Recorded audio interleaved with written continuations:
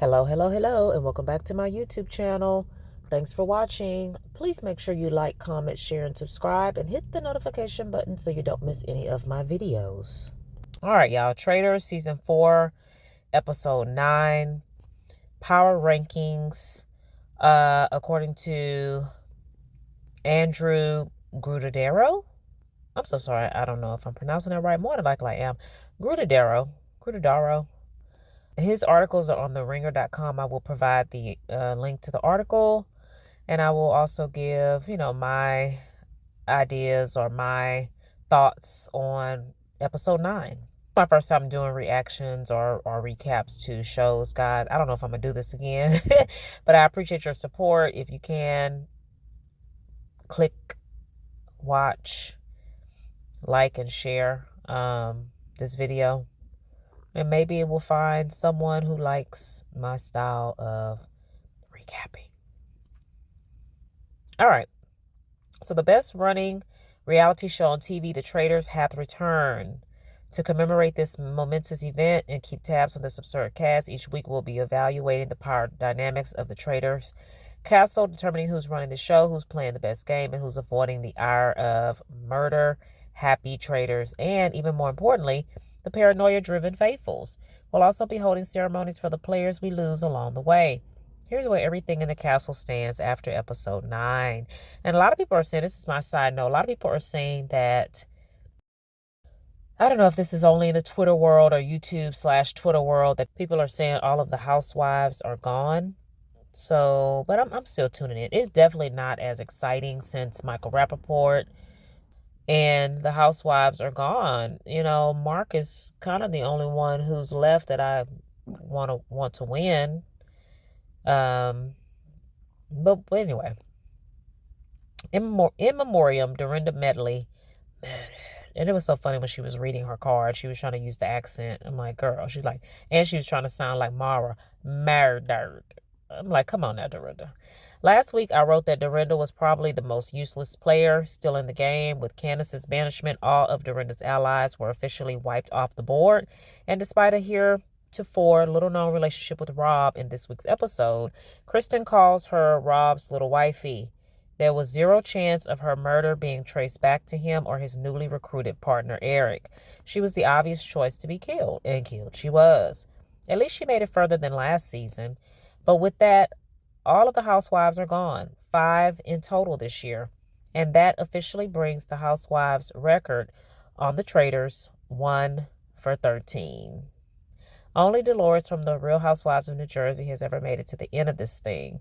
It's easy to understand why the Traitors brings in so many housewives. They're popular and they're part of the Peacock family. But I think we're at a bit of an inflection point here, because the housewives are downright bad at this game, and they low-key kind of ruin it because they treat it like just another season of Housewives rather than a game of actual strategy. And since there are so many in this cast, even an idiot like Michael Rappaport can deduce that at least one of them has to be a traitor. Well, what if they bring back 3 more or bring 3 more on and they don't make them a traitor? I mean, do y'all think they're going to keep making housewives traitors? I mean, that kind of mixes things up, kind of mucks things up a little bit, I would say. And Candace did play the game strategically. Candace and Lisa played the game strategically, in my opinion. All right, moving on. We don't need to do this in season 5. Let's just pick 2 or 3 legends and fill the cast out with more people from the various Love Islands. I probably won't watch unless we have more drag queens. Drag queens, Dancing with the Stars, and Housewives. That'll get me watching. All right, Stephen Colletti, banished. I feel bad for him for some reason. If you think about it, Stephen's banishment is probably the funniest one of the season, aside from Rappaport getting banished simply because everyone effing hated him. The suspicion mounts against him for 2 main reasons. 1, Lisa Rinna, a traitor, gave him her gold in a challenge like 3 episodes ago. 2, Candace Dillon Bassett, also a traitor, asked Dorinda and Johnny Ware to leave the room last episode so that she and Stephen could have a private conversation. And this makes me think that Candace was doing certain things on purpose to make people suspicious, get the suspicion off of her, maybe. I don't know. Neither Lisa nor Candace was trying to put the sus on Stephen, but inadvertently they absolutely effed him. There was really no coming back from this. There was maybe only one way that Stephen could have saved himself if, when Johnny was bringing up the conversation with Candace, Stephen had remembered that conversation abruptly ended when Rob requested to speak privately with Candace. Come on, man. This happened like a day ago. How'd you drop the ball on this? Instead, Stephen just keeps going. No, I'm serious. I'm a faithful. And no one really buys it. In his own words, a faithful. You blew it.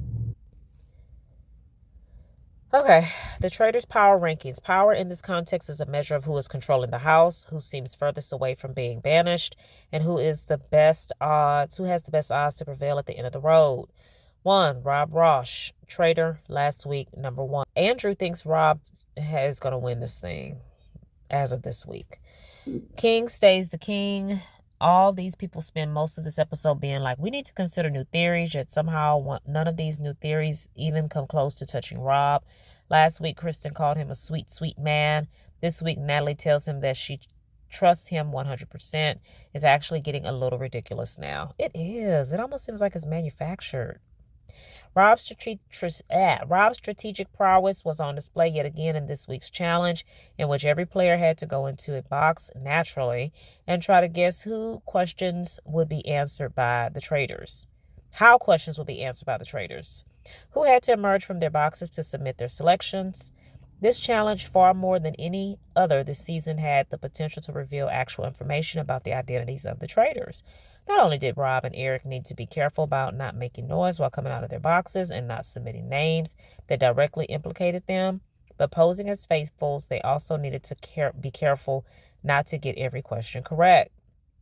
Rob solved the second issue by just throwing the challenge, eschewing the money prizes, and picking Tara for every question, regardless of whether it made sense. This made it impossible for the faithfuls to get a read on the traders in any way, but it also had the knock-on effect of putting more heat on Tara, with Kristen assuming that Tara was putting her own name out there as a misdirect. Rob may meow at the camera from time to time, but god darn it, he is good at this game. I totally missed the meowing part. The one decision of his that I question just a little bit, and this is the first, is his picks for the short list to be murdered at the end of the challenge. With Tara, Johnny, and Stephen picking up the majority of the castle's suspicion, my 4 would have been one of the traitors, Rob or Eric, and then Mark, Mara, and Natalie. Because of Rob's status as the perfect faithful, it's getting a little hard to believe that traitors wouldn't be gunning for him. Putting himself on the list might be a small enough signal to that effect. As with throwing in 3 of his closest allies while simultaneously leaving Rob and Eric a pool of strong, pure faithfuls to pick from to murder. Instead, Rob shortlists Tara, Johnny, Kristen, and Natalie. His reasoning is that he thinks the faithfuls will assume that the traitors nominated one of their own as a diversion, and in turn, he does immediately start working the narrative that this is what Johnny did. But this feels like playing with fire in a way Rob hasn't really done to this point. First off, that's a big assumption. But more importantly, Rob is now doing the thing that comes back to bite so many traitors. He's leading a campaign against a known faithful. This feels awesome when you're getting that faithful sent home instead of a traitor, but you reap what you sow, and it starts to be way less fun when that banished player confirms that he or she is a faithful. Now, some people start to be like, why was he pushing so hard for that? Then again, this is Rob we're talking about. On this show, apparently he is immune to suspicion no matter what's happening. 2, Kristen Kish, faithful. Last week she was number 6. Kristen came to play in this episode. For the first time, she appeared to have real sway in the castle. Her initial suspicion is Tara, of course. Wrong, but still, you got to give Kristen credit for being able to look another person in the eye and tell them, I can't trust you because you act like a scared little baby all the time. That's funny. Tara really thought she was going to convince Kristen of something. Kristen's like, nah, I think you're it, dude. More importantly, Kristen comes for Eric at the end of the episode for A, being too quiet, and B, never having his own opinions. And even more crucially, she does this in a public forum, essentially shielding herself from murder in the process. Of the 4 shortlisted, she was probably the best option for Rob and Eric because killing her would have put even more heat on Tara. But now they can't do it because of how much it would implicate Eric. Well played, Chef. Even though Kristen is starting to get on my nerves, that was a good play. She's like, if I get murdered tonight, look at Eric. So that way Rob can't put her up. All right, number 3, my man, Mark Ballas. Last week he was number 4 on the list. 2 things. For some reason in this episode, Mark was dressed as one of the guys in Netflix upcoming Peaky Blinders movie. And are y'all watching Mark's videos on Instagram? He's entertaining. And he even has one with him and his dad dancing. I'm like, I didn't know his dad was a dancer. I know his mom is a famous dancer. But I didn't know dad could dance too. Maybe he taught his dad to do that, or maybe the mom taught the dad to do that. It is hilarious that everyone is shocked when Tara and Johnny come out as best friends. Do you people really not watch the figure skating at the Winter Olympics? Are you seriously unfamiliar with their signature banter and ability to ooh and ah and sync whenever someone pulls off a triple psycho? Tara and Johnny have been a package deal for like a decade. Where the hell have y'all been? Number 4, Mara Higgins, faithful. Last week, number 2, add Mara to the list of people who come close to suspecting Rob. She tells him at breakfast that she's a little surprised he wasn't murdered, only to abandon it the second he beats his lashes at her. I still think she's going to get a piggyback ride to the final from Rob, and I still think that this is where she will lose. Number 5, Eric Nam, number 3, last week. Upon being recruited by Rob to become a traitor, Eric says, I need a helmet and an adult diaper. And yeah, that's a pretty fair summation. My guy is way out of his depth here. Within the turret, Eric is just deferring to Rob completely. Basically, Rob says a thing, and then Eric goes, yeah, genius move, man. Totally agree. Can I kiss your face? And then outside the turret, Eric is struggling to maintain the faithful facade. He's just too sweet. And less than 24 hours into Eric being a traitor, Kristen has thrown his name out. Ultimately, recruiting Eric was probably a good move by Rob. 2 outcomes seem most likely. Either Eric plays a smart, strong game as a traitor and he and Rob win in the end, or Eric self-destructs and shields Rob from suspicion long enough for him to make it to the final. There is a third outcome. Eric, with his feet to the fire, turns on Rob, but genuinely, it does not seem like Eric has the balls to try that, let alone the castle equity to pull it off. So yeah, this dude is probably cooked. And I can agree with that. I agree with you, Andrew. All right, another person I wouldn't mind winning is Natalie. Natalie Anderson. Last week she was number 5 on the list. Natalie, smart enough to sense that Johnny isn't a traitor, but not smart enough to guess who actually is.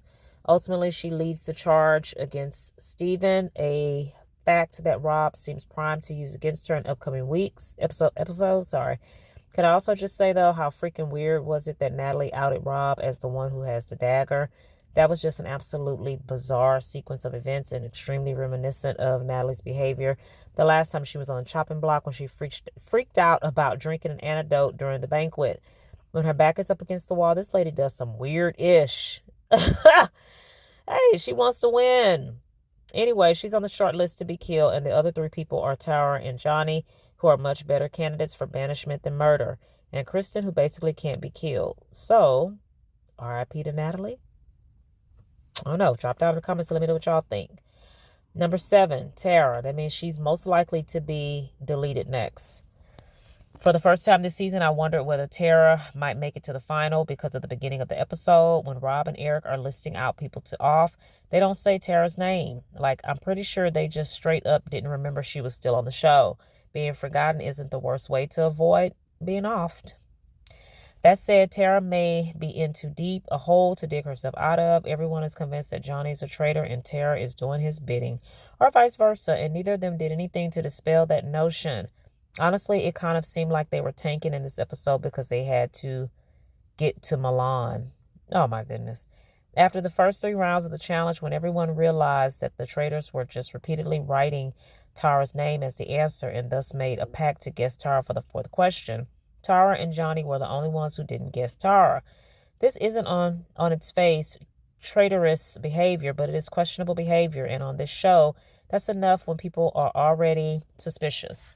And then the 2 of them go and do this we're besties reveal, non-reveal, which, as Rob points out, makes them even less trustworthy to others than they were before. If I had to bet on which Winter Olympics commentator makes it further, my money's on Tara, simply because she's less of an overall threat than Johnny. But ultimately, she will go only as far as everyone allows her to go. All right, lastly, Johnny Ware. He's the most likely to go home, according to Andrew. Now, I would say, as stupid as it was also charming, especially after this week of watching figure skating to see Johnny and Tara finally let their friendship flag fly. It has long seemed like NBC cast these two as subliminal marketing for the Winter Olympics broadcast, and well, it has worked on me. I wish I hadn't watched it yet. I want to watch the Winter Olympics. The other night I heard Johnny say that Ilya Malinin grew up out of the ice, and then also calmly explains that, yes, the blade of the skate could slice someone's femoral artery. He's a national treasure. He's probably also going home next week. Dun, dun, dun. All right, so what do y'all think? According to Andrew, either Johnny's going home, Tara, or Natalie. So we'll come back and see if, or Eric. I'll even say it's a good possibility Eric could. So Eric, Natalie, Tara, or Johnny. And they need a twist. So hopefully it's not either of these so we can be shocked out of our draws, because it's gotten boring since the Housewives have left. I wanted Monet to make it to the end too. Monet, Portia. I'm just glad that Colton is gone. I would even rather Jam Jam still be here versus Mara, versus Kristen, and versus Rob, you know? All right. Well, hopefully I get this edited and get this out sometime tonight or tomorrow. Thank y'all for y'all support. I appreciate my faithful foodies. Consider joining the membership for exclusive or early release content. Like, comment, share, and subscribe. Hype this video and hit the notification button so you don't miss any of my videos. Thanks for watching. Bye.